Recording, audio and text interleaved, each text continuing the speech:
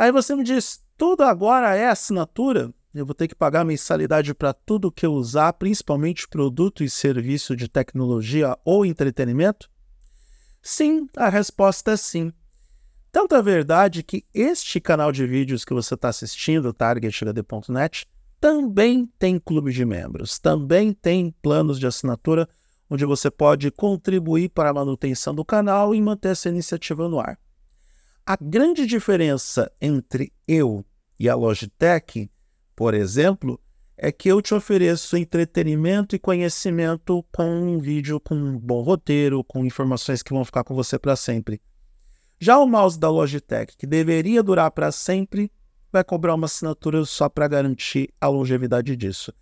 E quando você tem um mouse por assinatura, a gente tem que começar a pensar se nós não estamos pagando a mais para não ser dono de nada. É sobre isso que eu quero conversar com você nesse vídeo. Eu sou Eduardo Moreira e você está no targethd.net, um blog especializado nos principais temas de tecnologia do Brasil e do mundo. Se você gostar do que vai ver nesse vídeo, se inscreva nesse canal, dê o like para o YouTube perceber que esse conteúdo foi relevante para você e pode ser relevante para outras pessoas. Clique na sineta para receber as notificações de novos vídeos e compartilhe esse conteúdo com parentes e amigos que curtem o mundo da tecnologia e com aquelas pessoas que estão preocupadas com a conta no final do mês ou com a fatura do cartão de crédito, porque vê o saldo lá se esvaindo e não percebe que está pagando por produtos, serviços e conteúdos com os quais você não tem mais a propriedade, mas apenas o direito de utilização. Bom, como é que a gente chegou nesse ponto? Antes nós éramos proprietários de alguma coisa que era produzido por alguém. CDs, DVDs, Blu-ray, jogos de videogames, tudo isso era nosso. Ou melhor, aquilo que estava salvo numa mídia física era nosso. É só você pensar nos jogos de videogames do passado. Antes você pegava o cartucho do armário, conectava o cartucho no console, ligava o console de videogame, ligava a televisão e bom divertimento. Você sabia que podia jogar aquele jogo até o fim da sua vida ou até o console dar problema e ainda assim você podia mandar o produto para manutenção e garantir a sua diversão com um pequeno investimento no conserto do produto. Na pior das hipóteses, você comprava uma nova unidade daquele console e seguia jogando sem maiores problemas. A galera dos videogames foi a primeira a perceber que não era dona de mais nada. Com essa história de você ter tudo na nuvem, seja via download ou on demand, ou via cloud, através do streaming de jogos, você não era mais proprietário daqueles títulos. Se a Microsoft ou a Sony decidissem retirar algum jogo do Xbox ou do PlayStation que só está disponível online, acabou. Você nunca mais tem aquele conteúdo para você e tudo vai ficar apenas na sua lembrança. Você não tem o direito de voltar a utilizar o console para jogar. As versões mais modernas dos consoles, os videogames de última geração, já funcionam dessa forma. Ou o jogo está na nuvem, ou se você tem a mídia física e os servidores foram retirados, você não consegue mais rodar aquele jogo. O mesmo está acontecendo no mundo dos softwares. A gente tem a Microsoft com o Microsoft 365, que você até pode comprar o software para chamar de seu, mas ele custa mais de R$1.000. A próxima versão do 365 vai ter essas duas opções. Você pode comprar ela com a licença integral ou pagar pelo modo de assinatura. Mas por que a Microsoft está fazendo isso? Porque ela não ganha mais dinheiro com software. Ela virou uma empresa de serviços, e por ser uma empresa de serviços, os softwares que antes eram vendidos para o consumidor final, agora estão todos disponíveis por assinatura. E não é todo mundo que está pagando assinatura. O usuário do Windows é conservador. Eu gravei um vídeo sobre o Paint 3D, explicando por que ele fracassou e por que o Paint clássico prevaleceu. Não foi por causa de valor, não foi por causa de dinheiro, porque os dois eram gratuitos. Mas foi porque o usuário do Windows gostava do Paint clássico e era extremamente conservador. A mesma coisa aconteceu com o Office. Muita gente prefere ter a licença do produto e não depender das assinaturas propostas pela Microsoft para as suas versões. E o consumidor está no seu direito. E tudo bem para a Microsoft tentar lucrar com as licenças permanentes dos seus softwares? Acontece que parte da problemática que nós temos hoje foi criada também pela Microsoft, que tentou enfiar a goela abaixo um modelo de assinatura para os computadores, para os videogames, e aí o resultado é esse. É um efeito da Netflix em tudo o que acontece nas nossas vidas. Netflix começou com essa história de oferecer filmes e séries através da internet com uma assinatura que antes era realmente muito barata. 10 anos atrás, a assinatura da Netflix custava o quê? R$ 9,90, R$ 14,90. E ainda tinha divisão de contas, você podia compartilhar a senha com amigos e familiares sem a restrição geográfica.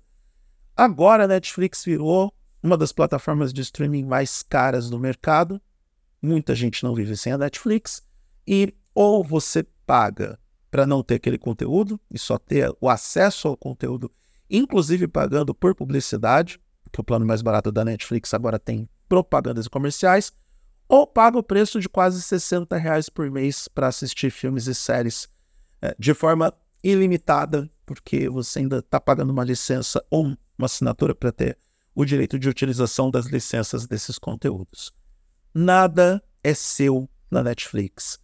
Nem na Netflix, nem no Disney Plus, nem no Max, nem no Apple TV Plus.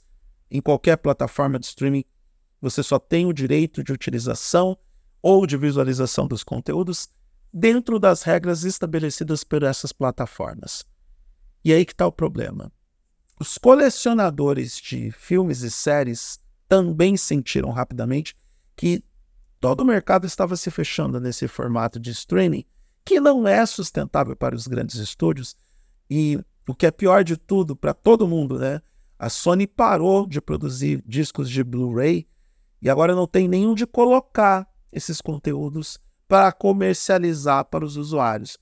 Perde o usuário, principalmente o colecionador, que tinha a garantia de ter aquele conteúdo para sempre com você, ou pelo máximo de tempo possível, já que mídias físicas acabam se deteriorando, e perde os estúdios porque não consegue lucrar com isso. Mas o mercado decidiu que a gente não podia piratear, a gente não podia compartilhar, e a gente tinha que ficar nesse pacote fechado de conteúdo oferecido sob demanda. Nós só pagamos a mais para ter a menos. Nós não temos o direito de propriedade, nós só temos o direito de utilização. Mais recentemente, nós estamos vendo iniciativas que estão incomodando os usuários de forma, assim, quase que... É um deboche. É um deboche o que a Logitech fez ao propor o esquema do mouse perpétuo. É um deboche você pagar uma mensalidade para ter um hardware que deveria sim durar durante muito tempo, deveria funcionar sem maiores problemas pelo máximo de tempo possível, porque você pagou pelo produto e a gente está falando de um dispositivo físico. Não é algo subjetivo como um software, um aplicativo ou um filme ou série em formato digital. É algo físico. Esse mouse deveria durar pelo maior tempo possível. E agora a Logitech vem com essa proposta de garantir a longevidade do mouse em função ou baseado ou pela decorrência de um pagamento mensal por um mouse. Eu até entendo quando isso é feito com um smartphone. A gente tem planos de assinatura para o iPhone ou para outros smartphones top de linha. Eu até entendo, principalmente quando esses planos de assinatura colocam como benefício para o usuário a possibilidade de no ano seguinte pegar o smartphone top de linha do ano. Por exemplo, eu comecei o plano de assinatura com o iPhone 14 e aí depois de um ano eu tenho direito de trocar pelo iPhone 15 se eu quiser renovar o plano de assinatura. Pago a mais pela mensalidade, mas pelo menos eu tenho uma tecnologia de ponta. O produto continua não sendo seu, mas em compensação você tem acesso ao produto e utiliza a tecnologia.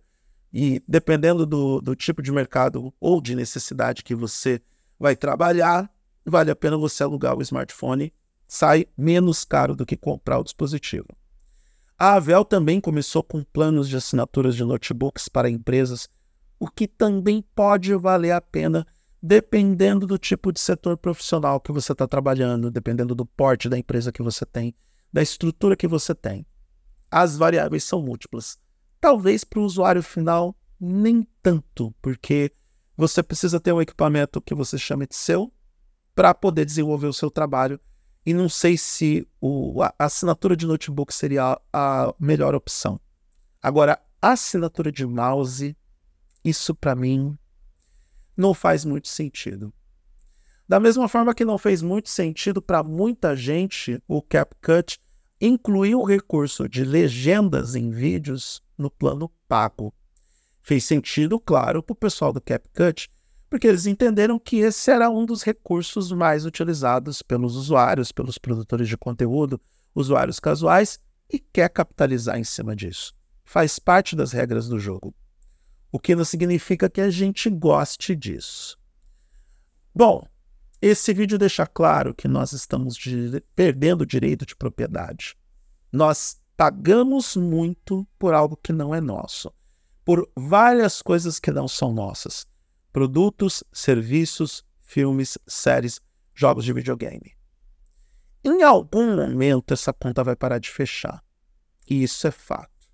A gente sabe muito bem que, por mais que os softwares fossem caros no passado, e eles eram, as licenças do Windows e do Office eram caríssimas, tanto que muitas pessoas utilizaram métodos alternativos para ter esses programas no passado e utilizam até hoje. Não vamos tampar o sol com a peneira, a gente sabe muito bem disso.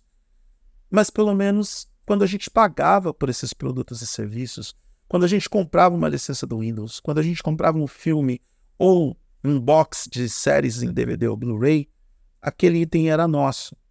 Quando a gente comprava um cartucho de videogame no passado, aquele item era nosso. Tudo bem, a gente pode discutir as questões de compartilhamento ilegal, de utilização comercial de determinados conteúdos, mas era nosso, era nossa propriedade. Hoje a gente paga assinatura de diversos produtos e serviços, nós pagamos caro por essas assinaturas e absolutamente nada é nosso. Será que não está na hora da gente começar a repensar essa relação que nós temos com as plataformas de streaming, com os desenvolvedores de software? E não vou me esquecer de citar a Adobe nessa equação, porque tem muitos usuários que estão muito bravos com o pessoal da Adobe, porque colocou todos os seus softwares em modo de assinatura, não permitindo que agora os usuários sejam proprietários de determinados softwares e cobrando assinaturas caríssimas por esses programas. E pior, criando dificuldade para quem quer cancelar esses produtos e esses serviços quando entendem que a relação custo-benefício não fecha. Então, será que não está na hora da gente começar a repensar essa nossa relação com as assinaturas? De novo, a conta não está fechando para o usuário final. É um valor muito alto para se pagar para não ser dono de nada. No streaming, principalmente, os usuários estão pagando para assistir tudo, estão pagando preços que estão acima da TV por assinatura. E eu sei que já tem muita gente voltando para o formato de TV por assinatura, justamente porque não está aguentando mais pagar tantas plataformas. Os gamers estão repensando a ideia de seguir pagando pelo Game Pass, porque por mais que o Xbox Game Pass seja maravilhoso e tenha o preço, aqui no Brasil, um preço inferior à maioria dos jogos AAA para você rodar mais de 100 jogos no console, muitos estão se perguntando: quem é que joga 100 jogos de videogames por mês? Isso mesmo que você está pensando. Absolutamente ninguém. Então, de repente, vale a pena você comprar um jogo, sei lá, um jogo a cada 6 meses, um jogo a cada 3 meses e viver bem com isso. O Game Pass, na minha opinião, já foi melhor, principalmente quando tinha distribuição de jogos. Você tinha garantido 3 ou 4 jogos por mês e agora você não tem mais. Jogos que eram seus desde que você mantivesse assinatura, ou no caso do Xbox 360, eles eram seus de forma vitalícia, mesmo que você cancelasse a assinatura.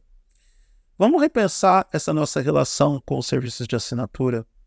Vamos repensar essa nossa relação com plataformas que só oferecem o direito de uso, mas não o direito de propriedade. E eu sei que parte de tudo que está acontecendo tem como reflexo ou motivação nosso próprio comportamento. As novas gerações não querem mais ter propriedade. Eu acho que parte delas tem lá a sua dose de razão, mas elas não querem mais propriedade porque no futuro não terão propriedades. Os mais jovens não vão poder comprar apartamento ou casa porque esses imóveis estão nas mãos dos boomers e dos baby boomers. E essas heranças vão passando de geração em geração, porque os mais velhos são muito apegados a essas posses, essas propriedades, e não vão vender esses imóveis. E se vão vender, vão ser por preços estratosféricos, porque os imóveis se valorizaram, as grandes cidades se valorizaram. Então, a gente já sabe que as novas gerações não vão poder comprar casas e apartamentos. As novas gerações andam de Uber, já não têm tanto apego a questões materiais, não pensam em ter carros.